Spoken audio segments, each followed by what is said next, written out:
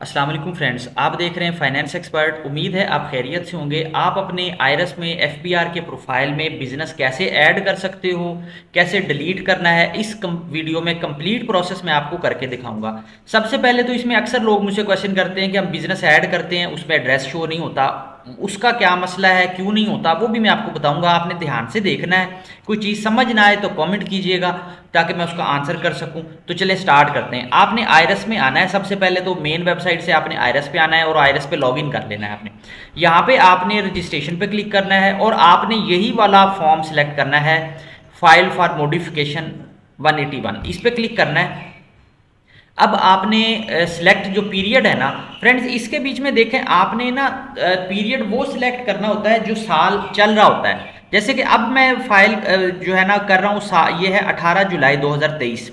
तो ये जो अब 1 जुलाई के बाद टैक्स ईयर बन रहा है ना, वो है 2024। तो अब मैं अगर 30 जून 2024 तक आप इस वीडियो को देख रहे हो तो आपने यहाँ पे 2024 लिखना है। अगर आप जुलाई 2024 के बाद इस वीडियो को देख रहे हो तो फिर आपने 2025 लिखना है। तो मैं 2024 लिखूंगा क्योंकि अब फाइनेंशियल ईयर 2024 आ गया है, तो मैं इसको सिलेक्ट करूंगा। अब चाहे आप बिजनेस पीछे से ऐड करो कि जी ये बिजनेस मेरा जो है वो पिछले 5 साल से चल रहा है, वो कोई फर्क नहीं पड़ता, ठीक है। आपका बिजनेस अभी से रजिस्टर हुआ है, वो भी कोई फर्क नहीं पड़ता। फॉर्म आपने वैसे ही सिलेक्ट करना है 2024 वाला, जैसे मैंने बताया। सबसे पहले आपने प्रॉपर्टी में आना है। अब आपने करना ये है कि जो भी बिजनेस आप ऐड करना चाह रहे हो, आपने प्रॉपर्टी में आके यहाँ पे उस पर प्लस पे क्लिक करके उसका एड्रेस ऐड कर लेना है। और नॉर्मली जो बिजनेस के एड्रेस होते हैं वो कमर्शियल होते हैं। आप कमर्शियल प्रॉपर्टी लिखोगे, फॉर्म में आप शॉप लिख दो, कुछ भी लिख दो, ठीक है। वो यहाँ पे आप सर्च कर सकते हो। मेजरमेंट यूनिट जो है वो आप शॉप है तो स्क्वायर मीटर स्क्वायर यार्ड में लिख दें। अच्छा, अब ये जो आप लिख रहे हो ना, ये जस्ट एक फॉर्मेलिटी है कि कितना उसका एरिया क्या है, वो शॉप है वो क्या है, ये सिर्फ एक फॉर्मेलिटी है। ये एड्रेस आपने ठीक लिखना है। अब एड्रेस आपने सही लिखना है। जैसे मैं लिखता हूँ मतलब मैं कहता हूँ जी lower ground floor 200, floor office 220, central plaza market. अच्छा, ये एड्रेस लिख के आपने कंप्लीट एड्रेस लिखना है जो आपके लेटर हेड पे लिखा हुआ है। यहाँ पे सिटी सिलेक्ट करना है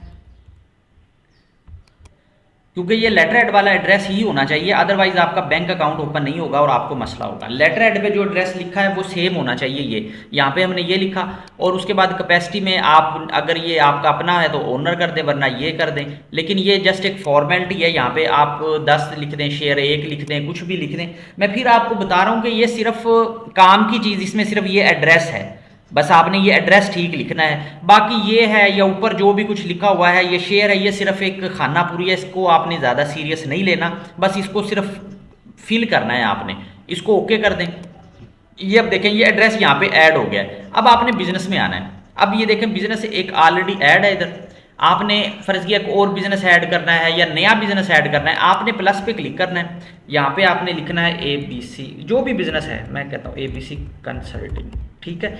अब यहाँ पे एक्विजिशन डेट में आपने बताना है कि कब से ये बिजनेस आप कर रहे हो। अगर तो करंट डेट से स्टार्ट किया तो करंट डेट लिख दें। अगर आप कह रहे हो कि नहीं मैंने अब से नहीं है तो मैं बहुत पहले से कर रहा हूँ, तो फिर आप यहाँ पे वो ईयर सेलेक्ट करें। जैसे मैं कहता हूँ 2021 है, ठीक है, मैं इस अप्रैल से कर रहा हूँ, मैं यहाँ पे वो डेट लिख देता हूँ। कोई मसला नहीं है, कोई इशू नहीं है कि आप ये कहें जी पिछली डेट का क्यों है। बस आपने जो जो आपको मुनासिब लगता है वो लिखें। मेरा मशवरा ये है कि जब बिजनेस ऐड करें तो आप उसको करंट डेट पे ही रखें तो ज़्यादा अच्छा है, ठीक है, कि जी ये करंट डेट का ही बिजनेस है। क्योंकि कल को अगर कोई मसला हो तो एफबीआर अगर आपसे कुछ बात करे तो आप उसको कह सको जी बिजनेस जो है वो तो मेरा करंट डेट का ही था, इससे पहले तो ये बिजनेस था ही नहीं मेरे पास। क्योंकि जाहिर है उसके बाद ही आपने इसका बैंक अकाउंट ओपन करना है। यहाँ पे आपने ओनर ही करना है क्योंकि बिजनेस के ओनर आप खुद ही हो।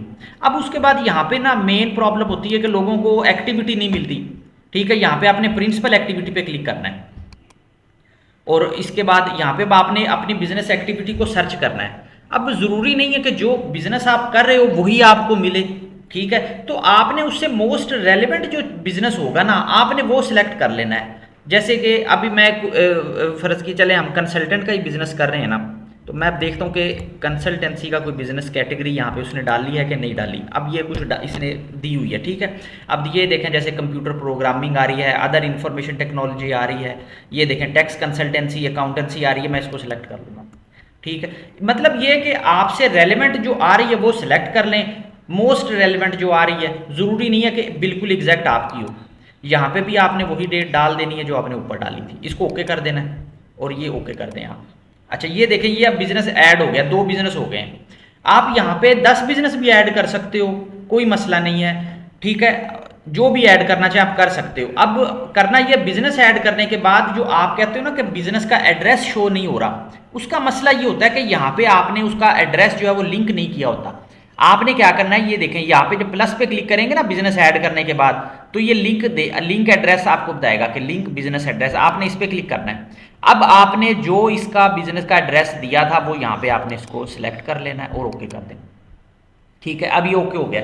अब बिजनेस का एड्रेस क्या, आपको कैसे पता लगेगा कि आया या नहीं आया, आप इस पर दोबारा क्लिक करोगे तो ये एड्रेस नीचे आ जाएगा, ये देखें नीचे आ गया। अगर ये नीचे नहीं आ रहा तो इसका मतलब ये एड्रेस शो नहीं होगा और एनटीएन पे भी नहीं आएगा और आपको मसला बनेगा। उसके बाद आपने अटैचमेंट पे आना है। ये मैं आपको हर दफ़ा बताता हूँ कि ये सिर्फ एक फॉर्मेलिटी होती है, लेकिन फिर भी अगर आपके पास लेटर हेड पड़ा है तो उसकी पिक्चर पीडीएफ में करके, पिक्चर खींच के पीडीएफ में करके आप उसको यहाँ पे डाउनलोड 3 दफ़ा आप उसी को कर सकते हो।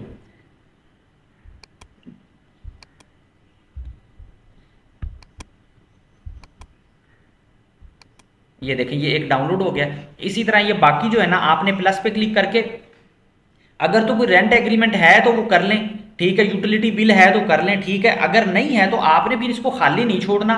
जो बिजनेस का लेटर हेड है चाहे सिर्फ उसी को अटैच कर दें इसके साथ, अगर वो भी नहीं है ना तो पीडीएफ की कोई भी खाली फाइल जो है ना एक्सेल की, उसको पीडीएफ में कन्वर्ट करके वो यहाँ पे अटैच कर दें। लेकिन अटैच लाजमी करनी है, उसके बगैर ये सबमिट नहीं होगा। जब आप इसको अटैच कर दोगे, अब आगे बैंक अकाउंट, ठीक है, और ये लिंक वगैरह इस ज़्यादा चक्कर में पड़ने की आपको ज़रूरत नहीं है। आप करना चाहें तो आपकी मर्ज़ी है, लेकिन मैं इसको रिकमेंड नहीं करता और इसके बगैर ही काम चल जाता है।